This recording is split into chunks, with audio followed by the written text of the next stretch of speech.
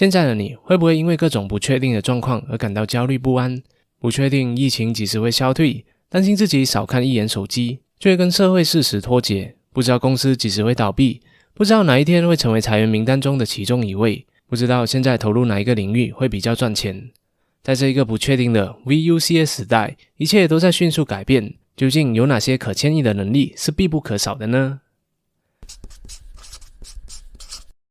嗨，大家好，我是郝烨，陪你一起学习学校没教的知识。今天郝烨就来和大家分享5个2022年到2025年你最需要掌握的能力，让你在同行当中可以脱颖而出，成为这个时代的佼佼者。第一个能力，洞察力。在美国有一个很大的鞋厂，有一天老板发现当地的市场已经饱和了，于是就想要在海外开拓新的市场。一天他找来了2批市场调查员，问他们说，我现在发现鞋子在美国的市场已经非常饱和了，而非洲的市场却一直没有办法打开，我想让你们去看一看。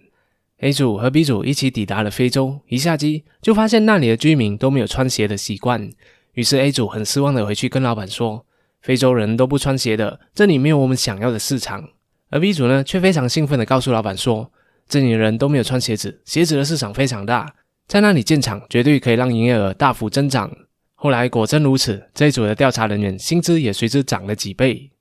说到这个故事，其实就和我刚开始做频道的时候一样，当时候就特别喜欢在 YouTube 上学习自我成长的知识，但看到的都是英文频道，中文就寥寥无几。刚好就受到了我的启蒙频道 Practical Psychology 的启发， Produce Rather than Consume， 于是就开始了自己的频道，开始制作自己喜欢的个人成长影片和大家分享。我会发现到 Practical Psychology 用了1年的时间就积累了100万的订阅者，所以呢，我就对自己说，1年10万应该没有问题吧。当时候在大学的最后1年就边玩边做影片，结果还真的给我做到了。这就是我的创业方式，在市场上找到一个需求还会满足的空洞，开拓属于你自己的蓝海市场。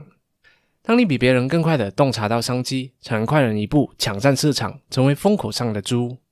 这就是为何洞察力很重要的原因，因为即使你能力再强再优秀，如果机会就在你眼前，你却看不见，就只能让机会白白溜走了。既然洞察力如此的重要，那我们又应该如何培养这个能力呢？其中一个很重要的方法，就是从日常生活当中着手开始刻意练习。例如在餐厅吃饭的时候，就可以和朋友讨论看看这家店是怎样做生意的，为什么会火，为什么没有生意，怎样可以提升，要开这样的一家餐厅要有多少的成本，净利润会有多少呢？发展的市场空间会有几大？甚至也可以使用 PESTA 或是 SWOT 分析法来加以分析看看和其他同行来相比，这家店有哪些潜在的发展机会。把自己当成商业咨询师，假设这家店老板付钱给你做咨询的话，你会给他怎样的建议来提升他的生意呢？这些都是日常当中可以刻意练习洞察力的小游戏。第二，个人品牌。相信大家都知道，我在大学的时候是修读运营管理的，一直到临近毕业的那一段时期，我才发现自己真正想要进入的是网络营销的行业。于是在找实习工作的时候，我找了很多有关于网络行销的公司，他们都表明想要有营销相关资历的学生。我想如果当时候贸然的只用学历作为经历去面试的话，一定不会有人来聘请我的。所以在那之前，我就开始经营了自己的个人品牌，为了就是证明自己网络营销的能力。于是在经营了几个月之后，我就展现出了当时候拥有5万个订阅的 YouTube 频道，以及单个超过5000人的5个 IG 账号。结果显示，即使我没有相关的学历，所有面试过的公司都表明想要聘请我，甚至有一些我在拒绝他们之后，还愿意给我提供兼职，帮他们管理社交平台。这也就是为什么我会建议大家说，现在就开始着手经营自己的个人品牌的原因，因为说不定哪一天就用得上呢。很多人都会有一个误解，那就是认为只有做生意或者是想要当网红的人才需要打造个人品牌。但事实上，无论你是普通的职场人还是学生，如果你可以在网络上展示自己的能力，就会给朋友、顾客、同事、老板甚至潜在的老板留下好的印象，对于升职加薪、打造副业，又或者是获取新的机会都大有好处。就很像是如果你的职业是卖房地产，口才很好，销售能力很强，那你就可以通过一些平台，例如 TikTok、YouTube、Instagram 等等去分享你的经验，就很像是如何选到好房子，如何训练自己的销售能力，如何提高贷款申请的成功率等等。再加上现在是网络时代，社交平台多不胜数，展现方式也可以非常的多样化。就算你不想露脸也没有关系，也可以像我一样用 VlogScribe 来制作动画，跟别人分享你的知识。而如果你觉得做动画对你来说很难，也 OK 的，你也可以录制 podcast， 像是我也只是录音，然后用 Firstory 这个平台，它就将你录制好的音档同步发布在 KKBOX、Apple Podcast、Spotify 又或者是 Google Podcast 等等的平台去收听，非常的方便。这边也顺便打一个小广告，对于制作像我这样的一个动画和经营 YouTube 频道有兴趣的朋友，也可以加入我们的自媒体品牌经营课哦，在里面就会学会到我所有频道经营的技巧，从内容创作、低成本专业录音、封面设计，一直到上架 SEO 等等，都可以一次掌握。课程连接就放在了资讯栏处，真的有心想要学习的朋友可以点击来加入哦。第三，学习力。在过去我们是 outsmart the competition， 那么现在就是 outlearn the competition。 在过去一个人的全部知识 80% 是在学校学习阶段获得的，其余的 20% 则是依靠工作阶段而学习得到的。而到了现在这一个快速变化的时代，在学校学习得到的知识只占了不到 20%， 而 80% 的知识则是需要你在漫长的一生当中通过不断的学习和实践得到。简单来说，以前学一个专业毕业之后还可以用上好长一段时间，但现在如果不随着变化来学习，那就会被淘汰了。因此在当今社会，个人竞争力的高低不仅仅取决于你现在掌握了多少知识，更大的程度是取决于你学习和掌握知识的能力和速度。要打败你的竞争对手脱颖而出，你就要用对的方法，比对方学得更快更有效率，这样才能更快地掌握最新的专业知识、高科技，了解最新的营销模式，并应用在自己的企业当中。就像是太空技术探索公司 SpaceX 的老板埃隆·马斯克就是一个学习力很强的代表。他总是可以以最快的速度，在最短的时间把学习到的新知识、新的信息应用在企业变革和创新。曾经为了减少太空探索成本，花了几个月的时间来学习航天工业以及背后的物理原理，只有运用这些知识，自己制造了史上第一枚可以重复使用的液体燃料运载火箭。虽然我们不需要制造火箭，但也可以学习一些可以帮助你提高收入或者是实现梦想的技能，例如编程、撰写文案、图形设计、数字营销等等，这些都是符合未来趋势的赚钱技能。就算你没有大学文凭，只要你有这些技能，相信一定会有很多的雇主抢着要来招聘你，或者是和你合作。在这一个任何东西都可以在网络上学习的时代，只要你肯学，并且用对的方法来学习的话，就一定可以学得会。这边我也推荐大家回看之前我解说有关于高效学习的教学影片，像是费曼学习法、超速学习，以及收录在我们成长读书会的学会如何学习，这些都是一个很好的学习参考原理。第四，创意力。想象一下，如果有一天你正在工作，但你的眼镜框突然断了，附近的眼镜店都已经关门了，而如果不戴眼镜的话，你就没有办法看清楚电脑继续工作。这时候你会选择放弃工作被老板炒鱿鱼，还是选择动一动脑筋，想想看如何修复这个眼镜呢？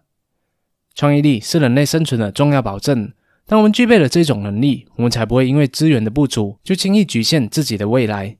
资源有限，创意无限。在我还是穷学生想要开始频道的时候，就遇到了许多的阻碍。一开始的时候要做影片，可是连像样一点的麦克风都买不起，于是我就用了手机的耳机的内置麦克风，加了2个衣架来录，以避免声音忽大忽小。这一个问题解决了，但还是有噪音，于是我便拿起了2叠衣服放在自己笔电的两侧，这就完成了自己的 DIY 录音室。后来大学暑假回到家乡，我的家是没有 WiFi 的，而当时候用手机数据来上网的话又太贵了，做个收集资料，做个影片上载，要消耗的数据就是 1GB 了，费用大概是30马币，还没赚钱就已经亏钱了。于是我便找了个方法，把原本 1GB 的影片压缩成了 100MB， 达到了最低可以接受的质量，肉眼看到并不会感觉到有什么差别的。频道前面30个影片就是这样操作的，重量都控制在 100MB 左右。这就是我主张的，当你发现资源有限的时候，那就来发挥你无限的创意力吧。一个目标可以有很多种方法来实现的。那我们要如何培养自己的创意力呢？其中一个很简单的方法，就是在你的日常生活当中去观察和发现问题，都主动的去思考。就像是你跟你的同学都发现图书馆里的椅子坐久了会很不舒服，而且越坐越热，这时候你就可以开始思考了，为什么这个东西会这样子呢？这个设计最大的缺点和优点有哪些？设计师设计这样的一个形状，原因在哪里呢？如果换成你重新做一个，你会怎样做？是会变得更好，还是变得更差呢？试试看吧，也许你会成为下一个沙发界的乔布斯也说不定呢。